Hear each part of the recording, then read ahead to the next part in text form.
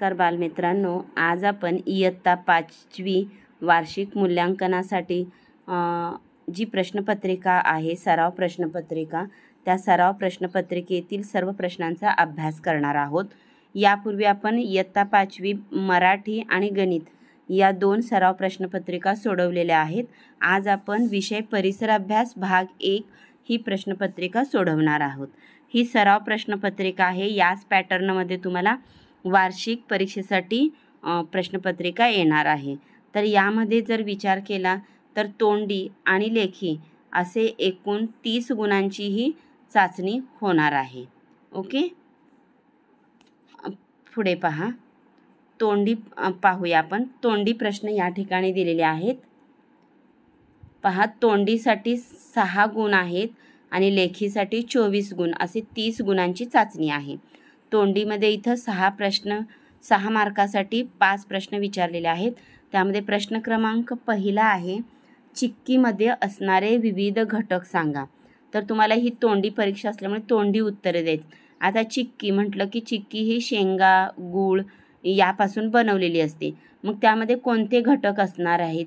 तर पहा, कर्बोदके असणार आहेत, प्रथिने, स्निग्ध पदार्थ आणि लोह हे अन्न घटक असणार आहेत। पुन्हा एकदा ऐका, कर्बोदके, प्रथिने, स्निग्ध पदार्थ आणि लोह। प्रश्न क्रमांक दुसरा या ठिकाणी आहे, खालीलपैकी लोणच्यामध्ये परिरक्षकाचे काम न करणारा पदार्थ कोणता ते सांगा।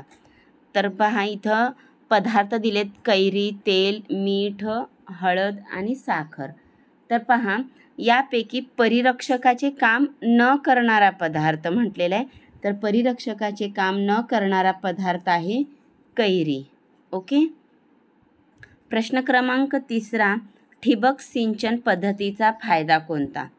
तर पहा, आता आधुनिक शेती पद्धतीमध्ये ठिबक सिंचन ही जी पद्धत आहे, त्या पद्धतीचा फायदा म्हणजे त्यातून पाणी एक एक थेंब ठिबकत असते, त्यामुळे पाण्याची बचत होते, बाष्पीभवनाने पाणी वाया जात नाही। ओके, प्रश्न क्रमांक चौथा, पारंपरिक वेशभूषा स्पर्धेसाठी तुम्ही कोणत्या कपड्याची निवड कराल ते सांगा।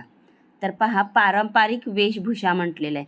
तर मग पारंपरिक वेशभूषा स्पर्धा जर असेल तर तुम्ही महाराष्ट्रीयन वेशभूषा करू शकता किंवा गुजराती, राजस्थानी असे वेगवेगळ्या प्रदेशांची पारंपरिक वेशभूषा तुम्ही करू शकता, किंवा तुमच्या ग्रामीण भागामध्ये जी वेशभूषा केली जाते त्या ग्रामीण भागातील वेशभूषा करू शकता।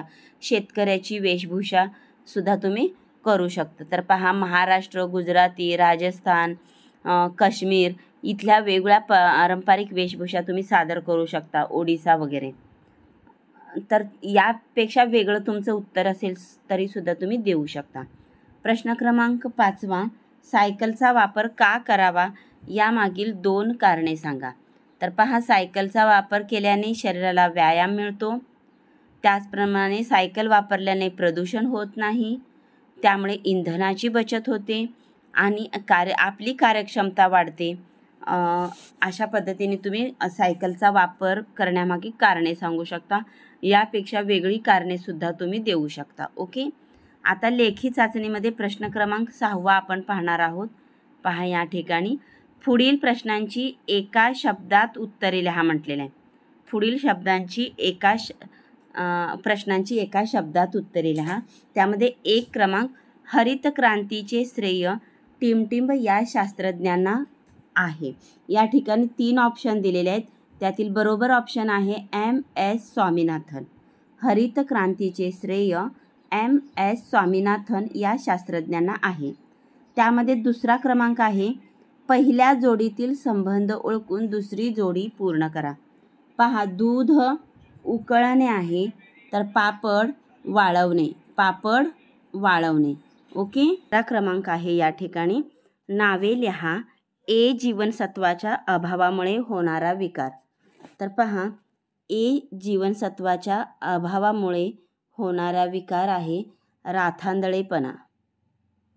इथं तुम्ही राथांदळेपणा लिहायचा आहे। ओके,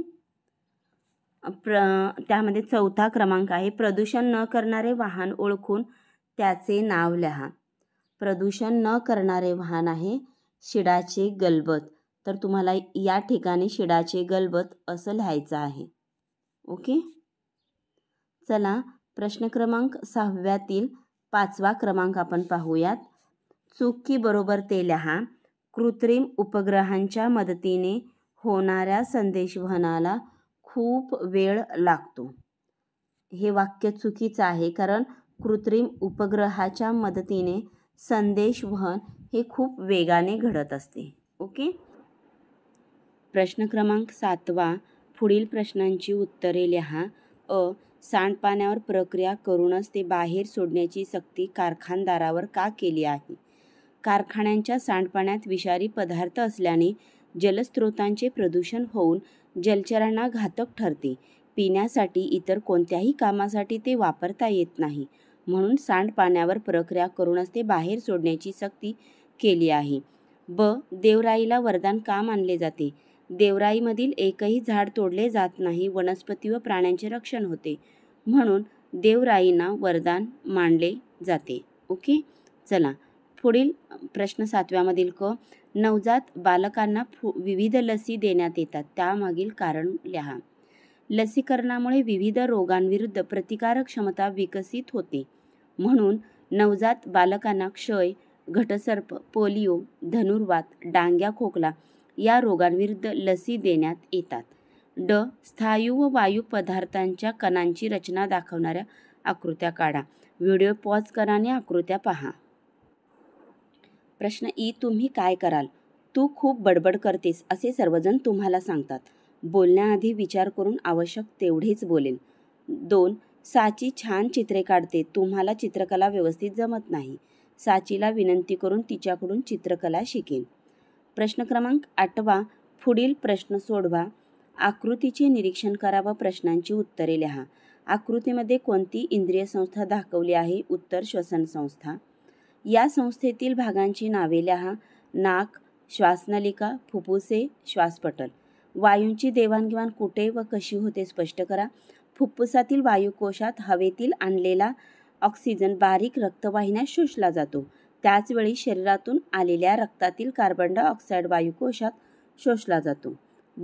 तुमची 1 वर्षाची बहीण व तुम्ही यात असणारे 3 फरक लिहा. फरक: तिच्यापेक्षा माझी उंची, वजन जास्त आहे. तिला ठराविक शब्द, एखादे वाक्य बोलता येते, मला भरपूर बोलता येते. तिला भरभर चालता धावता येत नाही, मला ते जमते. ओके. पुढील प्रश्न क्रमांक चित्र पाहून प्रश्नांची उत्तरे लिहा. या चित्राचा अर्थ लिहा. गुटखा, तंबाखू, विडी, सिगारेट, मद्य हे घातक पदार्थ सेवन करू नयेत. त्या पदार्थांचे शरीरावर होणारे 2 विपरीत परिणाम लिहा. श्वसनसंस्था, चेतासंस्था, यकृत, मूत्रपिंडे यांची कार्यक्षमता कमी होते. तोंडाचा, फुफ्फुसाचा कर्करोग होण्याची शक्यता वाढते. बालमित्रांनो, व्हिडिओ आवडल्यास तुमच्या मित्रमैत्रिणींना जरूर शेअर करा. थँक्यू.